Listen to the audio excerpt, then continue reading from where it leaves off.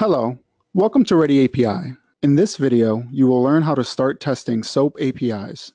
Let's begin by selecting Start on Getting Started with an API definition. We need to provide a URL or file path for a WSDL service definition to start testing your SOAP service. Next, we need to specify whether we would like to use a new or existing project. Here, we will use an existing project. Once ReadyAPI has that definition, it can automatically generate some basic tests for you. For our example, we will select multiple test cases so that each API request will have its own test case. Let's execute these tests to gather some data. When you select the login request test step, our SoapUI Pro interface provides information that can be broken down into three sections: Project Navigator, Request Editor, and Response Editor.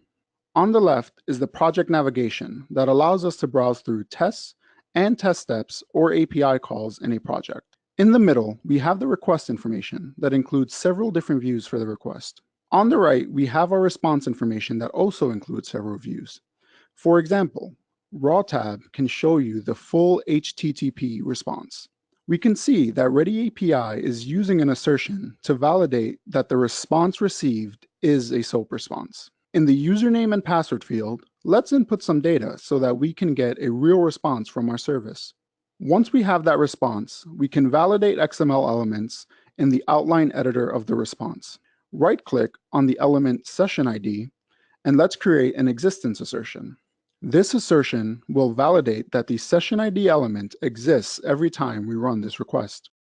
In the Assertions tab, we can add additional validation for compliance, responsiveness, and any other factors that are required for regression testing.